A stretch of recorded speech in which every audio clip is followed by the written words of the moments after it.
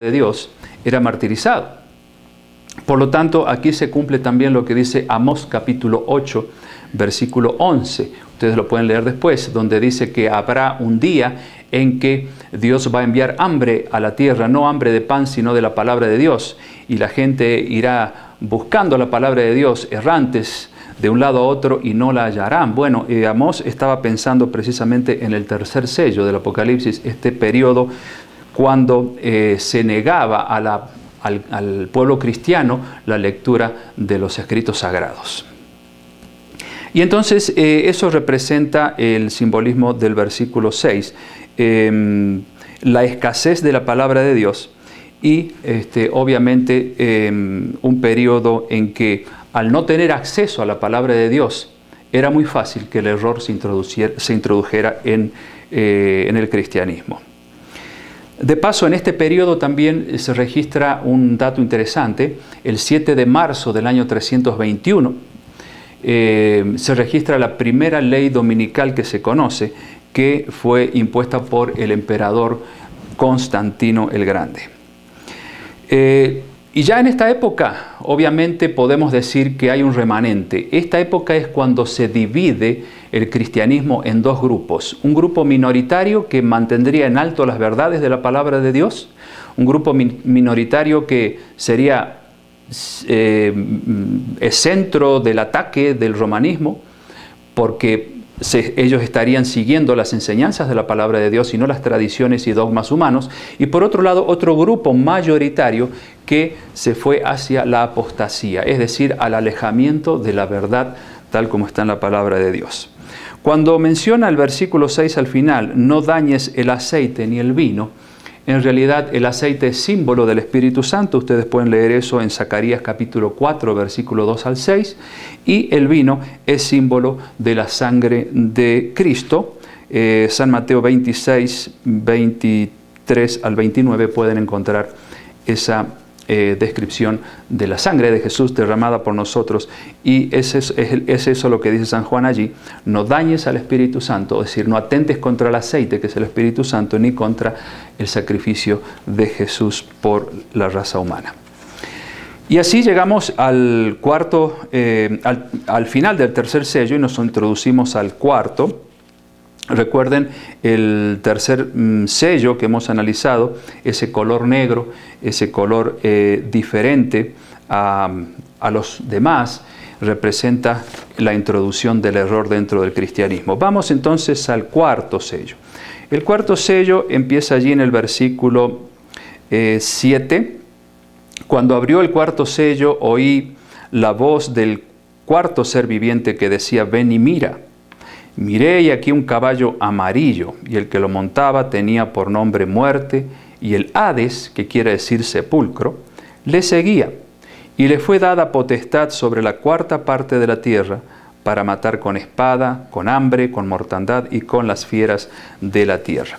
Aquí encontramos más simbolismos que San Juan nos deja para que los podamos comprender a la luz de la palabra de Dios y no a la luz de nuestra interpretación personal, que obviamente no nos ayudaría en nada.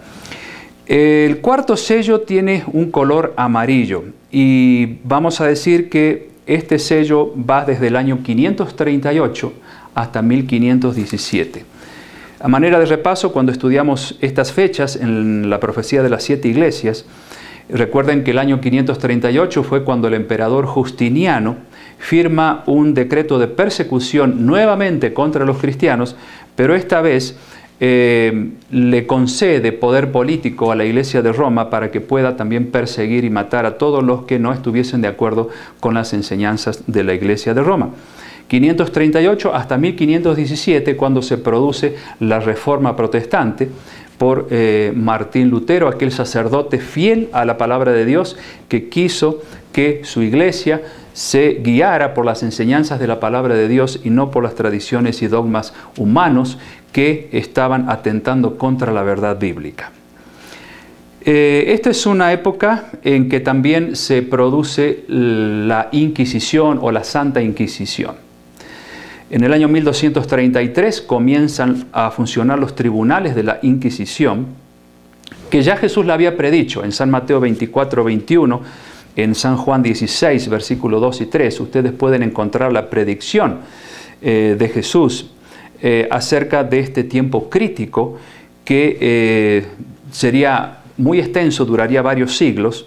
Incluso en Daniel, en el libro de Daniel capítulo 7, versículo 21, 25, el capítulo 12, versículo 7, en estos pasajes ustedes podrán encontrar una predicción clara de la Inquisición, de esta gran persecución que se calcula mató a más de 90 millones de cristianos, de mártires.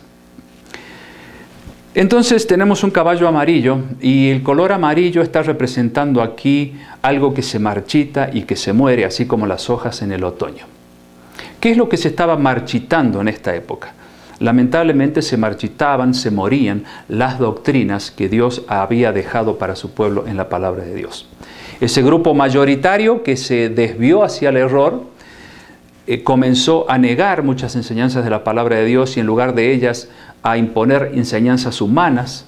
Mientras tanto había un remanente, un grupo que siempre se mantuvo fiel a la verdad bíblica y que por mantenerse fiel a la palabra de Dios sufría martirio, persecución y muerte.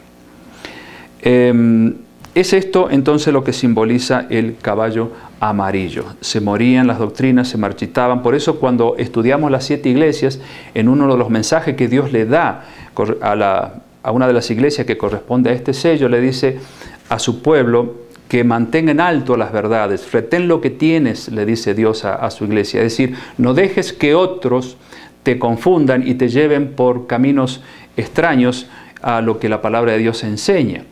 Y ese remanente se mantuvo fiel hasta el día de hoy. Vamos entonces ahora a el siguiente sello, que es el quinto. Aquí ya no tenemos más caballos ni jinetes, tenemos otros símbolos. Versículo 9 del capítulo 6 del Apocalipsis dice: cuando abrió el quinto sello, vi bajo el altar las almas de los que habían sido muertos por causa de la palabra de Dios y por el testimonio que tenían. Y clamaban a gran voz diciendo: ¿hasta cuándo, Señor santo y verdadero, no juzgas y vengas nuestra sangre en los que moran en la tierra? Y se les dieron vestiduras blancas y se les dijo que descansasen todavía un poco de tiempo hasta que se completara el número de sus consiervos y sus hermanos, que también habían de ser muertos como ellos. Aquí vemos entonces en forma simbólica un grupo de mártires, no se dice el número, pero era un grupo que estaba clamando por venganza. Es interesante que dice aquí: vi bajo el altar las almas de los que habían sido muertos. En realidad se está usando un símbolo que se puede entender a la luz del santuario terrenal del Antiguo Testamento. Los animales que eran usados para sacrificarlos como símbolo del sacrificio de Cristo, esos animales eran quemados y la sangre era derramada sobre la base del altar del santuario. Y como dice Levítico 4:7, en la sangre está la vida, la sangre es el alma, y porque precisamente allí está la vida, y esta sangre representa, o el alma que dice aquí, o las almas, representa la sangre de los mártires que son derramadas como un sacrificio al pie del altar. En otras palabras, aquí tenemos un símbolo, no son personas reales que están viviendo en algún lado pidiendo a Dios venganza, sino que es un símbolo, su sangre, así como la sangre de Abel. En Génesis capítulo 4 podemos encontrar eso. Clamaba la sangre por venganza, clamaba a Dios por venganza porque Caín lo había matado a Abel. Así también esta sangre simbólicamente clama pidiendo venganza. Cada vez que Dios recuerda la sangre de los mártires, Él sabe muy bien que tiene por delante una venganza que realizar.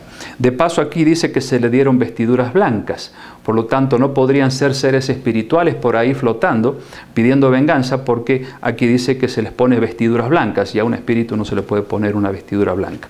Bueno, simplemente para dejar en claro el simbolismo del quinto sello, que va desde el año 1517, la Reforma Protestante, hasta el año 1755, cuando se abre el sexto sello.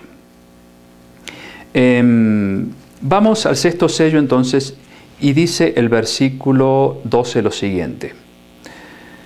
Miré cuando abrió el sexto sello, y aquí hubo un gran terremoto, y el sol se puso negro como tela de silicio, y la luna se volvió toda como sangre. Y las estrellas del cielo cayeron sobre la tierra, como la higuera deja caer sus higos cuando es sacudida por un fuerte viento. Hasta ahí llega el sexto sello, que se abre con un gran terremoto. ¿A qué terremoto se refiere?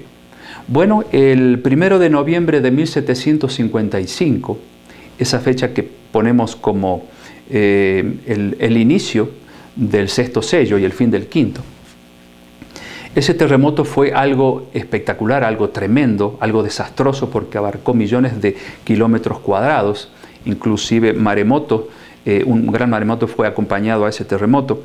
Y entonces creemos que, de acuerdo a la profecía, ese gran terremoto con el cual se abre el sexto sello es el terremoto de Lisboa.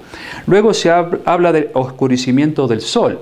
19 de mayo de 1780 se produce el famoso día oscuro en Estados Unidos. Amaneció normal, pero en torno de las 10 u 11 de la mañana una nube misteriosa que hasta el día de hoy se desconoce su origen, cubrió la luz del sol, y todo ese día fue oscuro hasta la noche, cuando la luna, como dice también aquí, fue vista como sangre en la noche.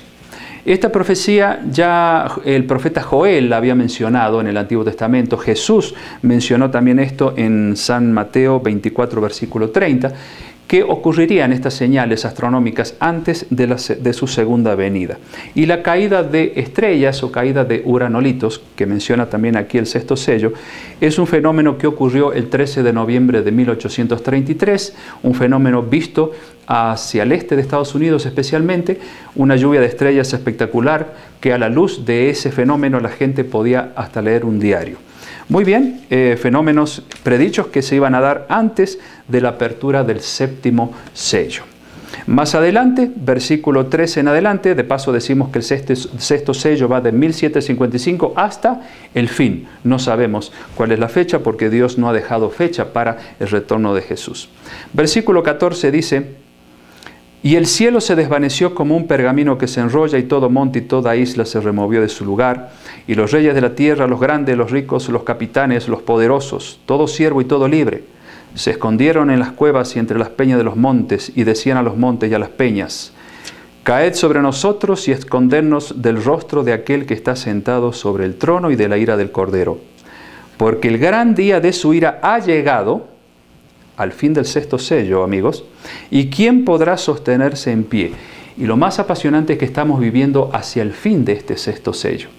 Se cumplió todo perfectamente hasta el versículo 13, pero del versículo 14 al 17 todavía no, porque lo que se describe allí es lo que acontece cuando Jesús emprende su regreso por segunda vez a esta tierra a buscar a su pueblo. El cielo se desvanece como un pergamino que se enrolla, y da lugar entonces a poder ver la gloria de Dios y Jesús viniendo con sus ángeles a buscar a los escogidos. Y aquí hay un lamento de 7 clases sociales, interesante esto, que se menciona en el versículo 15, que piden a los montes y a las peñas que los escondan de la gloria de Jesús.